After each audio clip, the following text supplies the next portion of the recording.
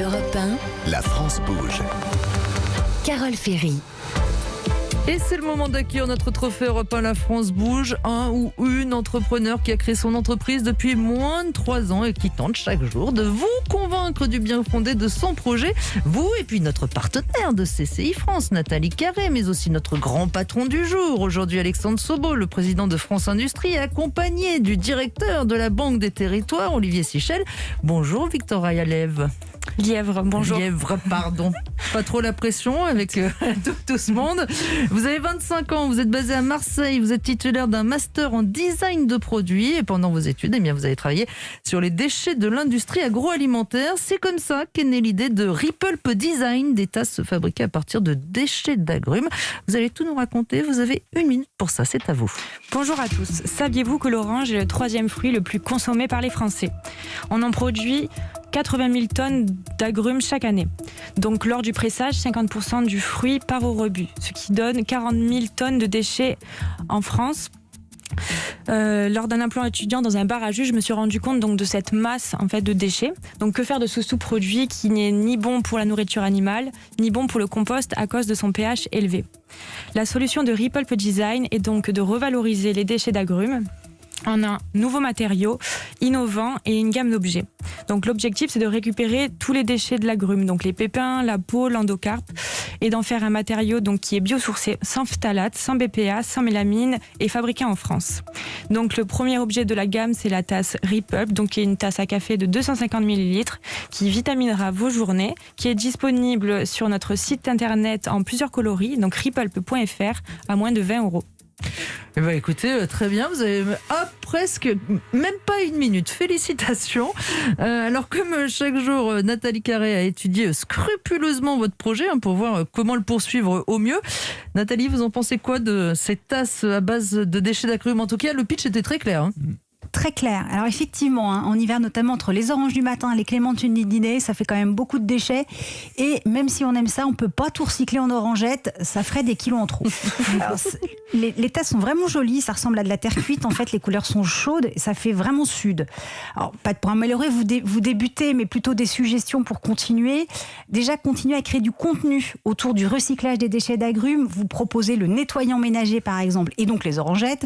Mais il y a peut-être aussi les pots pourris, les repousses fourmis, bref, il y a aussi la cosmétique, on peut ajouter une touche d'agrumes pour faire sa cosmétique faite maison. Donc tous ces contenus, ça favorise le référencement naturel pour les moteurs de recherche. Donnez aussi plus d'informations pour la fabrication, montrez toute la chaîne parce que c'est quand même un peu innovant votre histoire. Présentez vos partenaires, là encore ça crée du contenu, mais ça permet aussi de comprendre le prix. Vous l'avez dit, c'est moins de 20 €, mais pour une tasse, c'est quand même un petit investissement. Et puis alors, question bête, mais est-ce que vos tasses sentent l'agrume ?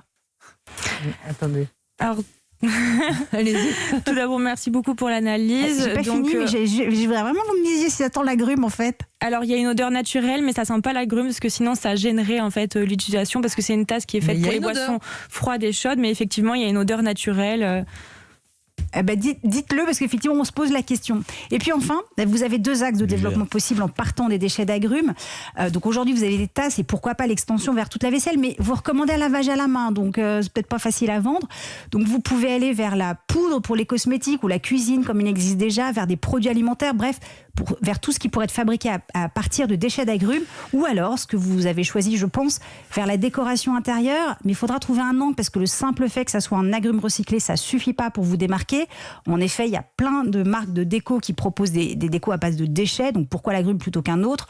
En revanche, vous pouvez avoir un angle, la décoration du sud, car le style et les couleurs incarnent ce sud, et en plus, c'est certain, vos objets donc, peuvent diffuser une légère odeur d'agrumes, là on y est pour de bon, et Ripulp, c'est la décoration qui sent bon le sud. Ah voilà, j'aime beaucoup le slogan. Merci beaucoup. Vous en pensez quoi, Victoria, de ce que vous dit Nathalie ? Donc c'est vrai qu'il y a plein de façons de revaloriser donc les agrumes. Nous, on a voulu prendre un angle qui répond à 2 problématiques. Donc la première, c'est les déchets d'agrumes, donc qui sont assez conséquentes en France.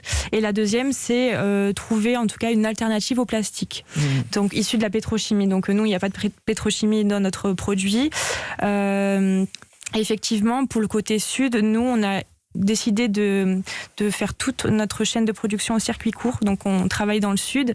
On a des partenaires issus de l'agroalimentaire, type des producteurs de jus, des glaciers, donc qui ont à cœur de travailler avec des fruits de saison et des fruits frais. Donc après on les transforme à Marseille. On les injecte à 20 minutes de notre atelier avec un partenaire issu en fait de la plasturgie, parce que l'idée c'est de rattraper le processus industriel traditionnel de la plasturgie en y insérant un matériau issu des déchets.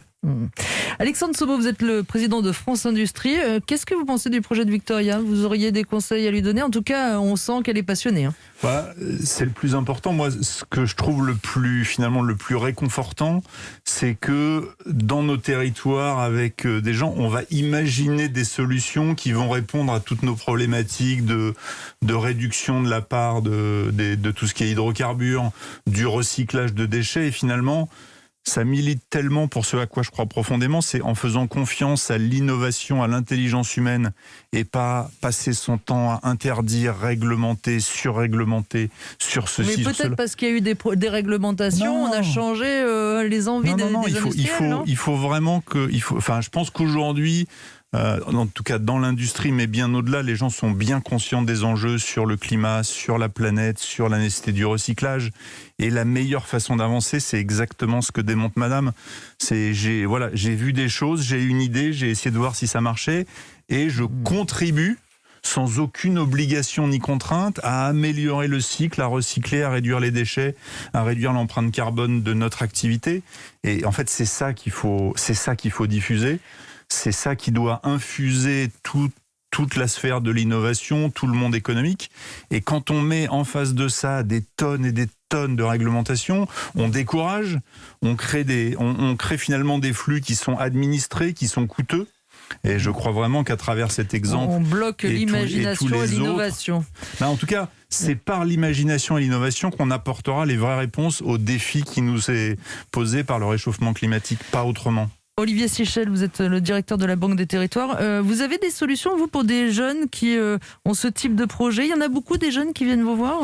Oui, il y en a beaucoup. Bravo, c'est un super projet. Merci. Et puis c'est exprimé très clairement. Ça correspond vraiment aux attentes du moment. Et nous, on adore avoir ce type de projet. On en a beaucoup. Parce que ce qu'il faut dire aussi, c'est qu'un projet de ce type-là, il va accorder beaucoup de points à ce qu'on appelle la notation extra-financière. Une des grandes innovations quand on a créé la Banque des Territoires, c'était d'avoir des critères financiers, la rentabilité du projet. On s'est dit au début, on ne finance pas des projets qui vont se casser la figure, mais aussi ce qu'on appelle l'extra-financier. L'extra-financier, c'est la composante environnementale. Est-ce que le projet, il est bon pour la planète ? Est-ce qu'il a une bonne notation extra-financière ? Et c'est vrai que si ça avait été une fabrique de tasses en plastique, vous lui donnez une mauvaise note financière parce que le plastique, c'est du carbone.